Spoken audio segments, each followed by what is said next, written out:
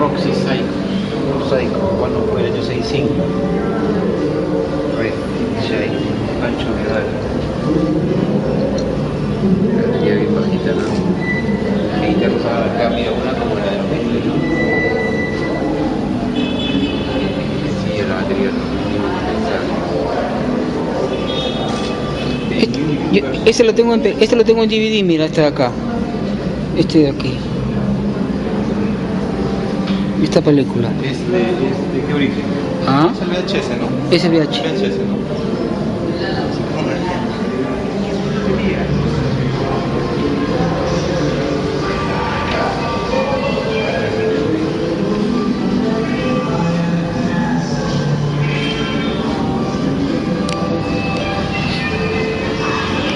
¿Cómo sonaba su música? Mira, utilizaban congas.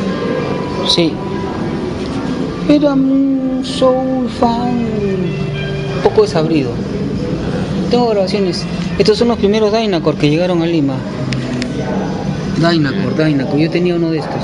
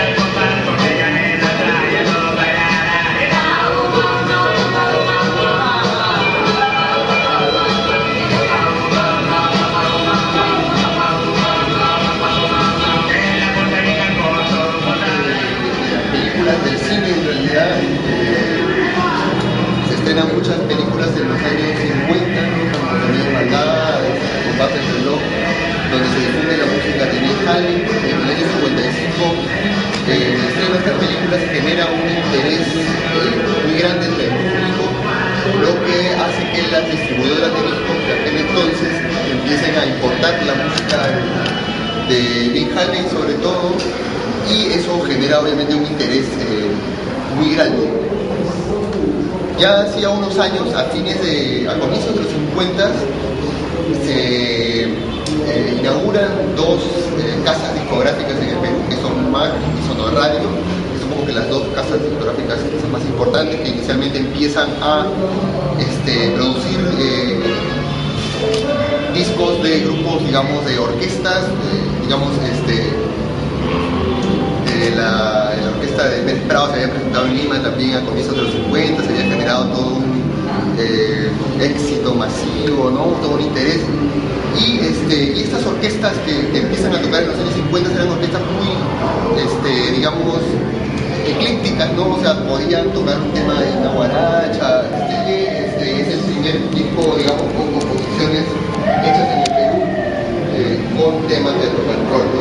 Este disco también tiene algunos temas de foxtrot y algunos temas de rock and roll, pero es como que las primeras creaciones hechas en el Perú de rock and roll están en este disco del año 57.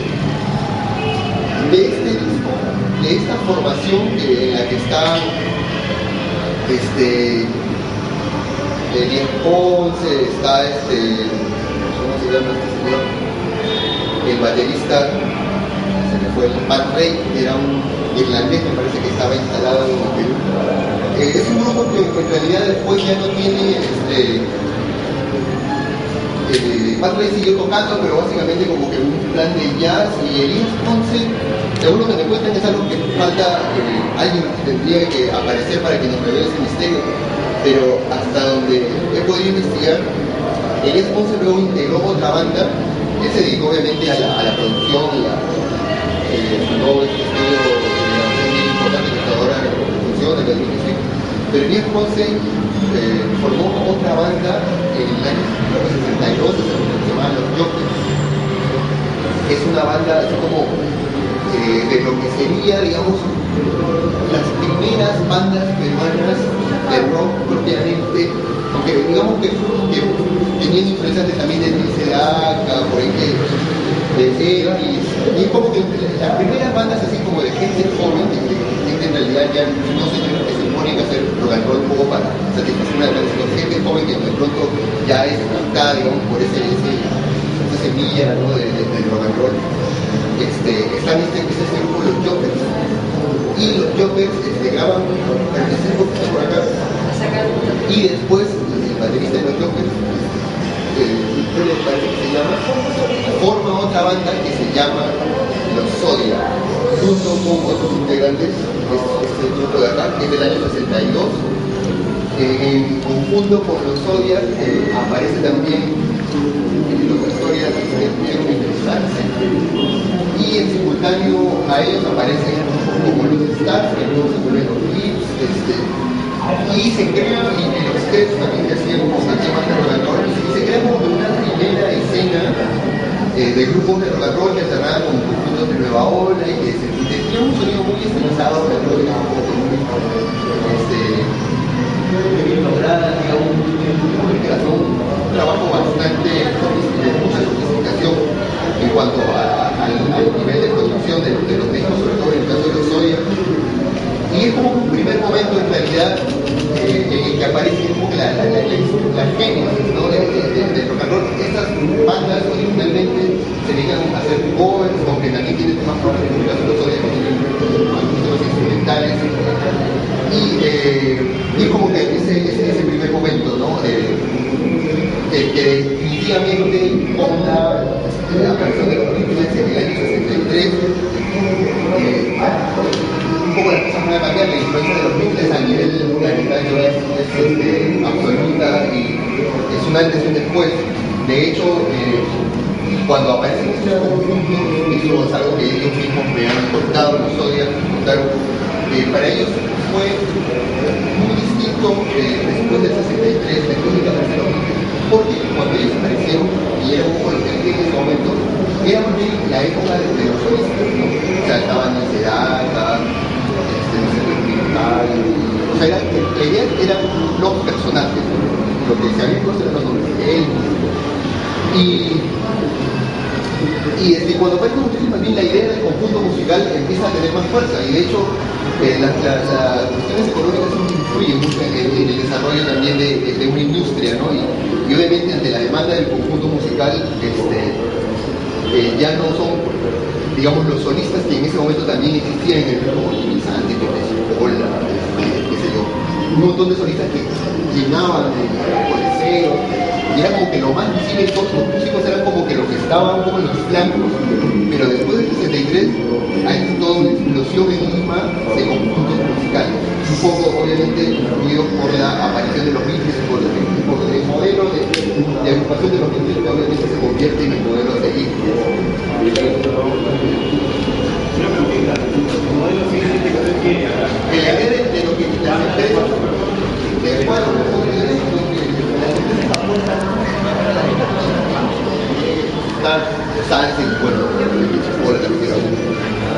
viola, ¿no? Lo puedo llamar, como los arcosolistas que abundaban.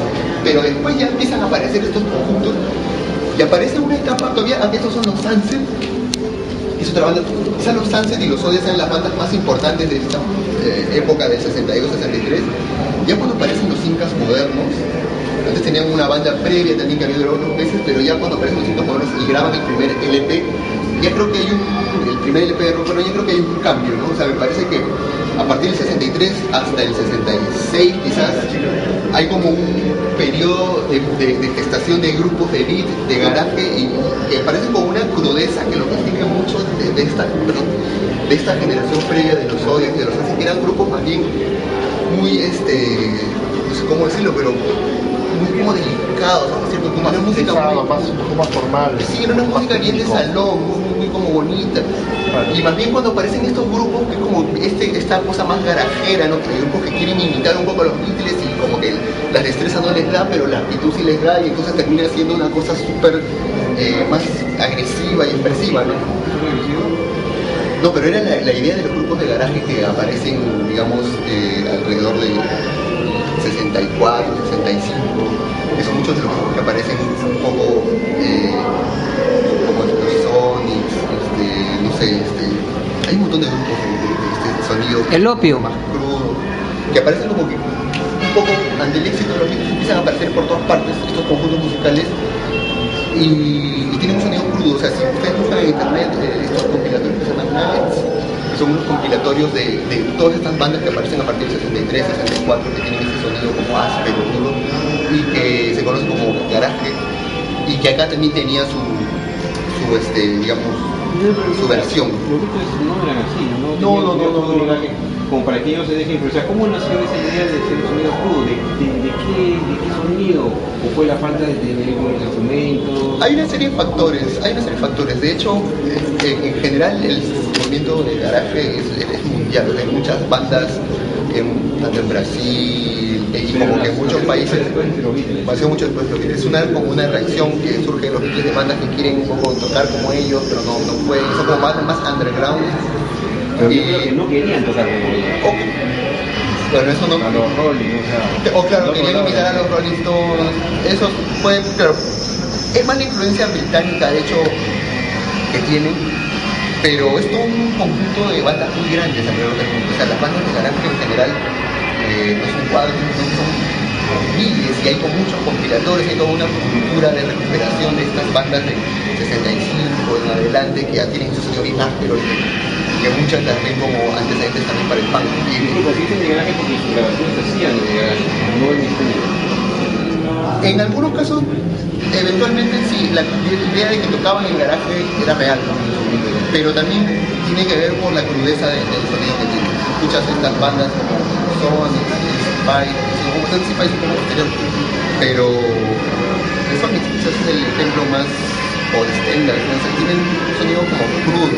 También la limitación de los medios para poder hacer música más elegante, más lujosa, pues tenían, no había tanto, ¿no? Yo creo que tiene que ver con la explosión en general del interés de que cualquier joven tenga una banda, ¿no? Y es como que ya se vuelve algo que mucha gente empieza a querer hacerlo, ¿no? Y obviamente no todos van a tener las condiciones que tenían los Beatles para no había ni instrumentos, o sea, no había tenía que tener también una voz religiosa, tener buenas letras, ni buen guitarrista, ni buen bajista para tocar de Beatles Sound es quizás la banda de esta época que creo más deuda en eso que tenía con la de Beatles. Es una banda que solía tocar en eventos de arte,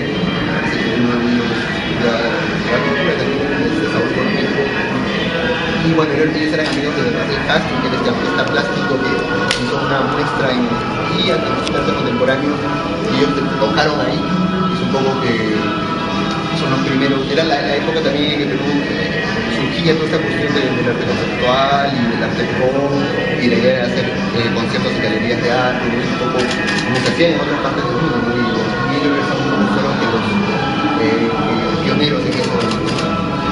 Pero vamos a hacer un repaso así de las bandas que hay en ese momento. Están los Belges, que son un poco digamos, la banda instrumental por excelencia, este sonido instrumental como los Belges, que era muy popular a comienzos de los 60. Es un poco lo que ellos se encargan de difundir, y sin duda el sonido que tienen se convierte en una de las bandas de referencia del sonido instrumental a nivel mundial. Son una banda de culto, y en ese momento era una banda como que vendían un montón de discos también.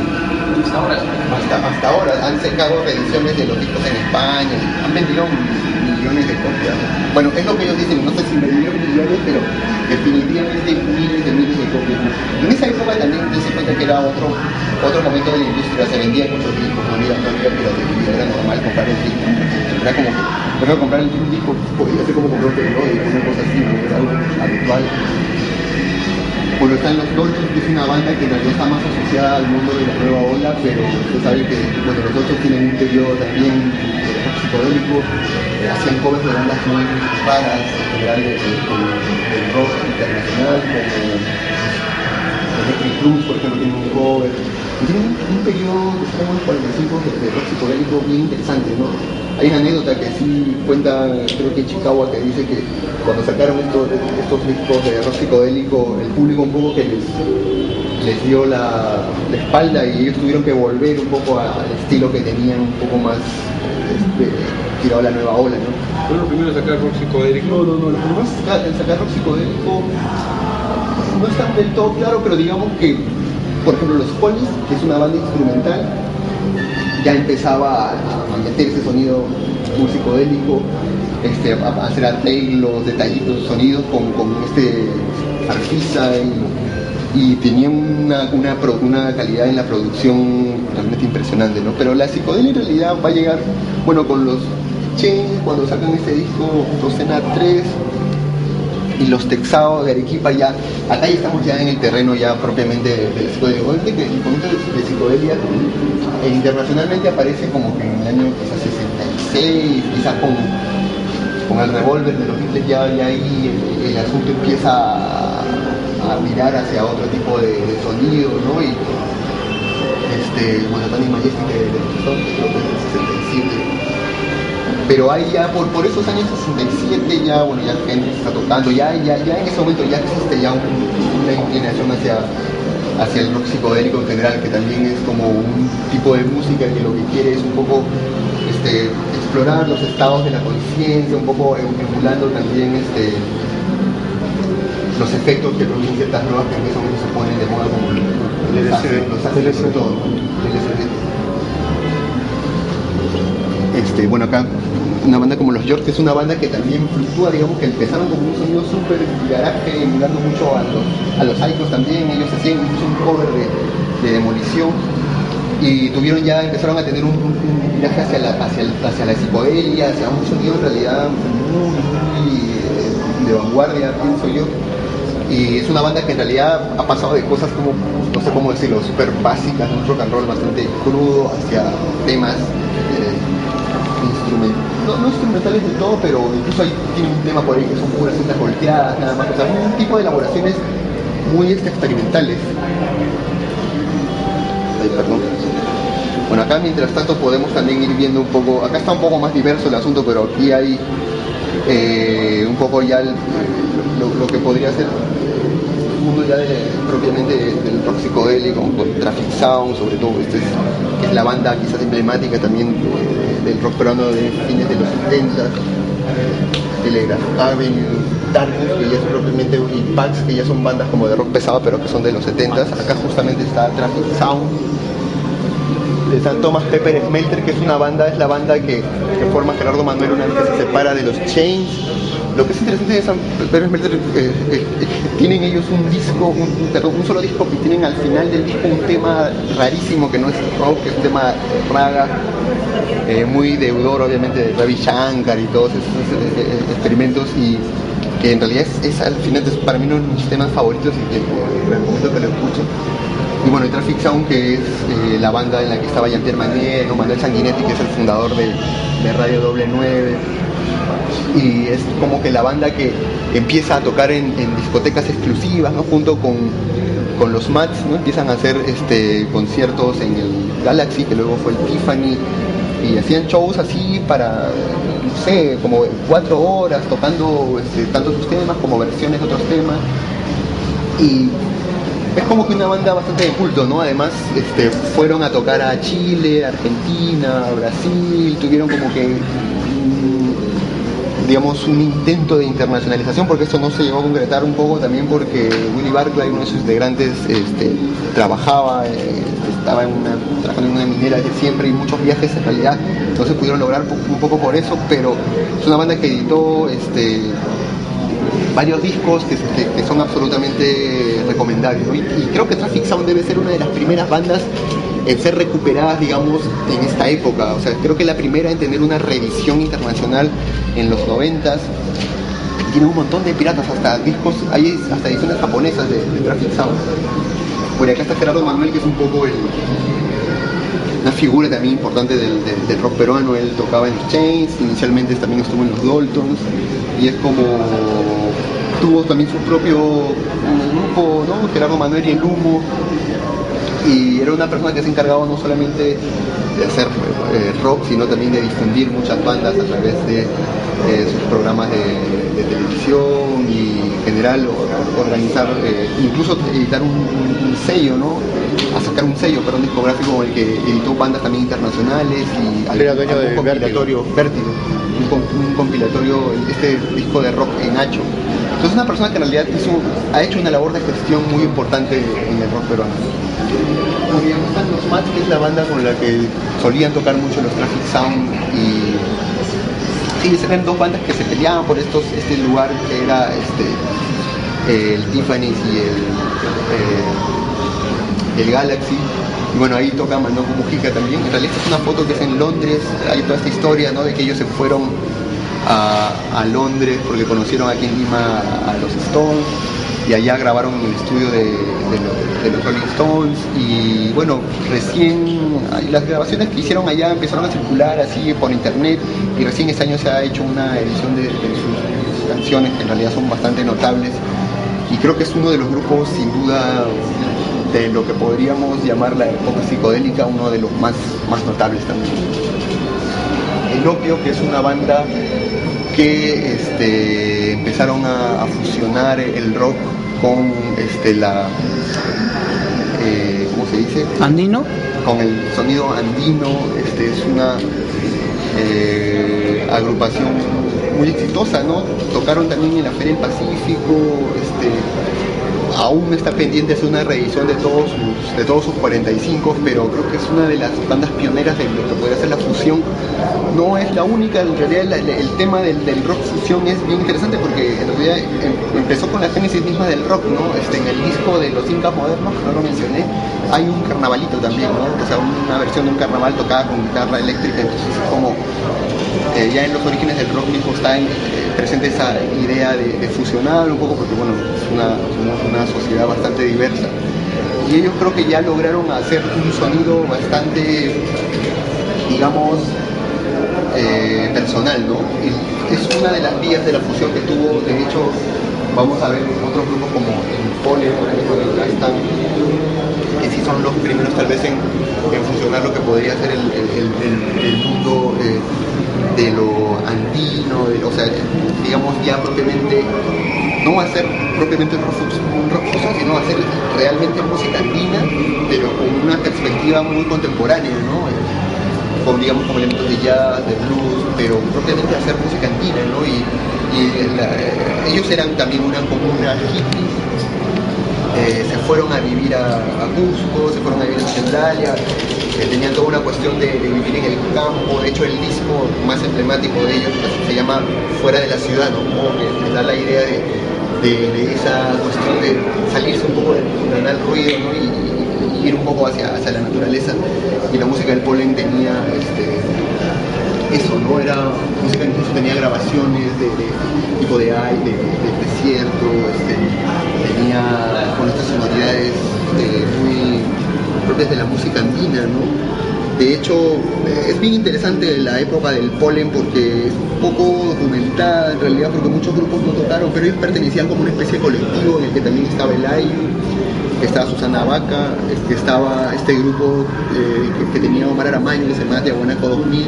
Todos eran como que super hippies, todos hacían estas fusiones con la música andina y blues y el rock y hacía muchos conciertos, pero quizás solamente el Polen es el único que logró hacer discos. El Ayo tiene un 45, el de Monaco 2000 nunca grabó, ahí tocaba Susana Vaca. Y bueno, hay por ahí una grabación de Susana Vaca que parece que va a aparecer de esta época, haciendo un jamming con varios de estos músicos, que ojalá que aparezca, pero según me han dicho, puede que existan.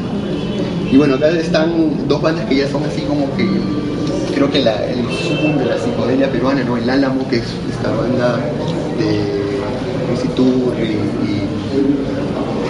y Chacalali, es una banda bien interesante porque ellos debutaron en el festival que hizo Mariotti, Francisco Mariotti, que era un artista peruano, alemán, que estuvo en Lima, había hecho muchas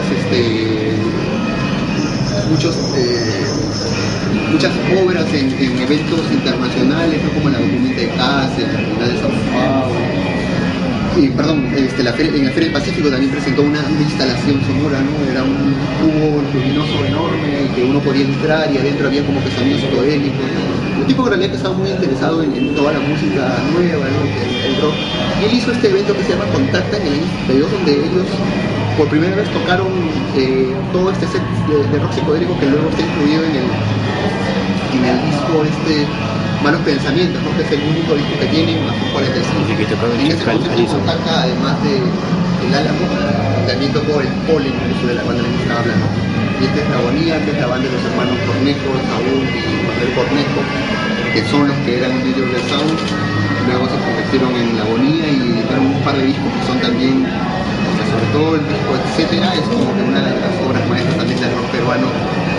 Y bueno, ellos tuvieron toda una trayectoria posterior, hicieron luego hicieron un grupo de música disco, han tenido una trayectoria inmensa, siguen realmente tocando y se dedicaron mucho a la producción, tienen un estudio y son los que mejor han documentado su música, ¿no? Como que ellos grabaron muchos conciertos de ellos, tienen muchos demos, grabaciones que aún están incluso por editarse.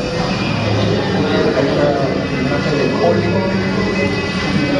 miren una banda que estaba Juan Carrillo, una banda polémica, una cosa de progresivo también, que es el modo de Juan Carrillo. Panos y Pac son dos bandas que ya un poco dan entrada para un sonido característico de los 70, ¿no? El sonido de metal, de Zeppelin, ¿no? Que es un grupo fuerte, rock pesado. Y son dos bandas que de rock pesado sin duda los discos que de ellos son como que también de culto para los amantes de rock pesado.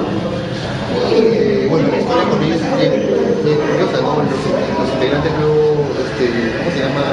Darío Yaniel, el cantante, que era argentino, y el otro, Guillermo Balak, que era argentino, luego se fueron a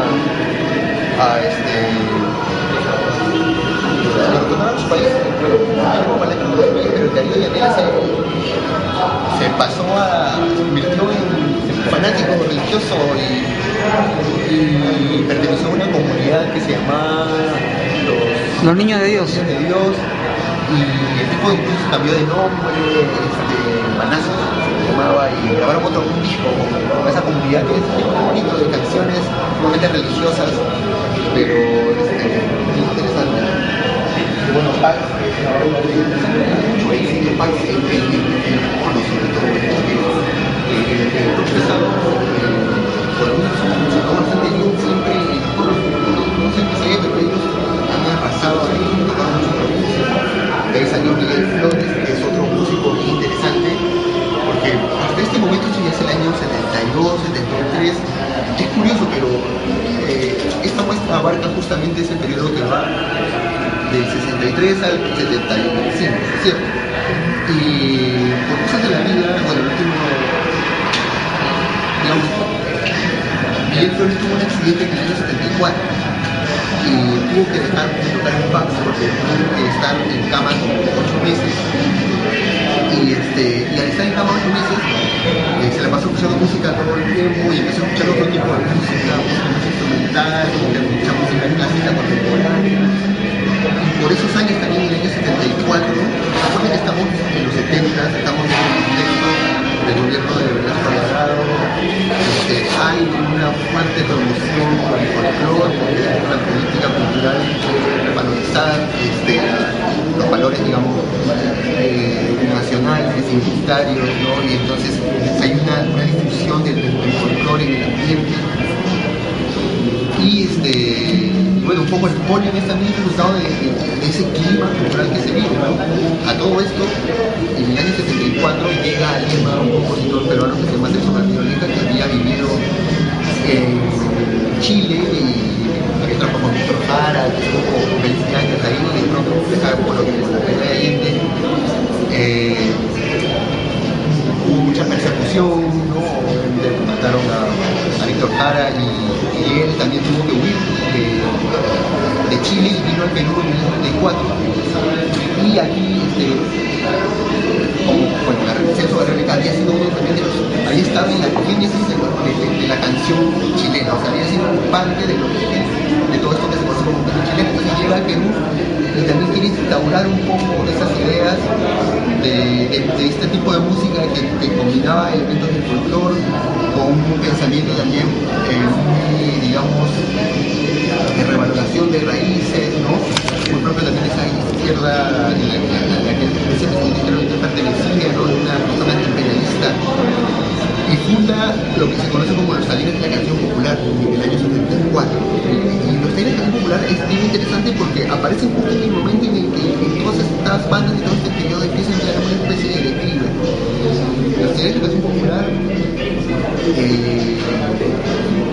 lo que consistía era en formar a músicos populares que hacían música folclórica, técnicas musicales. O sea, se les, digamos, daban ciertas herramientas para que ellos pudiesen componer, grabar, pudiesen tener un bagaje que les permitiera un poco hacer mejor, digamos, las cosas. O al menos poder tener la posibilidad de profesionalizarse también, de conseguir, qué sé yo, otras opciones, ¿no? Aprender. Y digamos, algunos estudiantes del conservatorio entran en los talleres también de la canción popular porque este taller se instaura en el conservatorio. Y al instalarse en el conservatorio hubo toda una polémica en esa época, es posible, ¿no? Que se empieza a enseñar oye, que se empieza a enseñar bien, que se tiene que tocar el piano, todo un debate. Y bueno, pero bueno, es gracias a Celso García que en los colegios empezó a enseñar zampoña. Eso es algo que no ocurría hasta antes de él. Y hubo toda una revolución en el conservatorio, y de hecho se reflejó mucho en la música peruana que se producía en esos años, también en un ámbito académico, de una revalorización por los sonidos, digamos, de carácter nacional, autóctono. Y bueno, como parte del proyecto del Celso García estaba fundada una agrupación. Esa agrupación se llamó Tiempo Nuevo, que es el grupo en el que estaba Chico Chávez, estaba Nay, me parece también. Y hacían muchos conciertos en, no sé, pues en sindicatos, en cárceles, se fueron a tocar a Rusia, a todos los países socialistas. Tenían una actividad muy importante, ¿no? Y muy politizada, definitivamente, no eran súper rojos. Y es curioso, ¿no? Pero el rock peruano en realidad entra en su declive cuando surge esta politización de la música. Y surge también esta transformación de la cumbia, que venía de ser, digamos, una cumbia de salón, como decían a los destellos o a los digamos, Aguaneco, que estos son grupos que tenían esa estilización, ¿no? Que eran muy buenos, y empieza a aparecer lo que se conoce como la chicha. La chicha en realidad, si algo le identifica, es la incorporación de los temas sociales. Entonces, digamos, uno podría hacer una asociación, cada uno puede sacar sus conclusiones, pero aparentemente la despolitización que había manifestado en un plano también un poco entre un desfase con este momento de mediados de los 70 en adelante, que más bien se convierte en un momento muy álgido, ¿no? De mucha polarización y un grupo confirmar porque no estuve ahí, falta documentarlo bien, pero creo que una de las causas de este deceso del rock peruano es esta situación de enfrentarse ante un momento en realidad de mucha politización, de mucha radicalidad, ante el cual ellos que venían más bien de otro tipo de lógica de trabajo, creo que ya no pudieron hacerle frente. De hecho, es muy difícil relacionar el rock peruano con la política, casi no hay una vinculación, digamos, directa en cuanto a temáticas, hasta manifestaciones.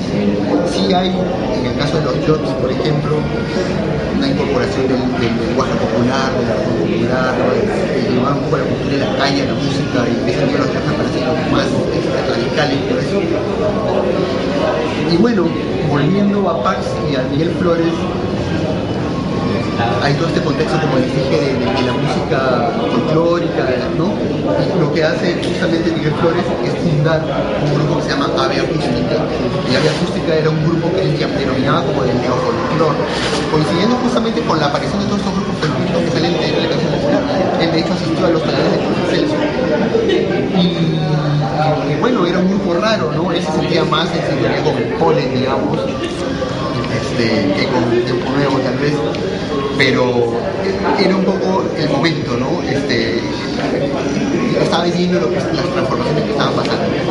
Y bueno, Ave Acústica es una banda rarísima, digamos, una banda folclore que utilizaba samplers, sonidos así que cohetes, rarísima. Las grabaciones felizmente existen y bueno, esperemos que pronto Miguel las edite porque en realidad es una música notable.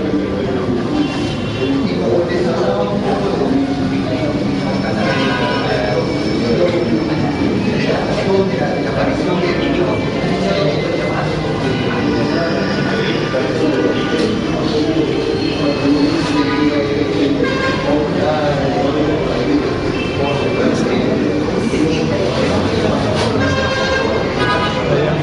muy pesado,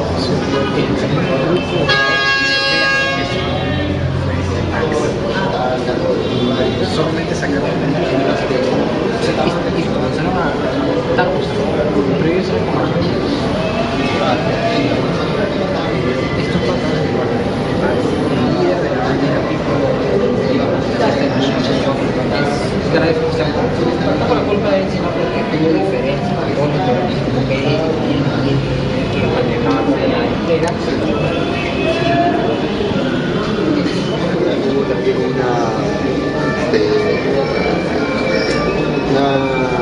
paso por el rock psicodélico, la banda que mejor retrató un poco la lenguaje de la calle, era un grupo como los Horaceros en la música, ¿no? Así como Horacero y la poesía, llevar en la calle, la poesía de la calle que son como bandas instrumentales también, sonido instrumental. En realidad Lima, o esta escena peruana, es una banda de muy buenos guitarristas y por eso que hay muchos instrumentales en Lima, súper importantes. Acá tiene los grupos de Manuel, que es que les había hablado por un músico muy importante que tenía sus bandas, que Mario Lumos, eran gestores.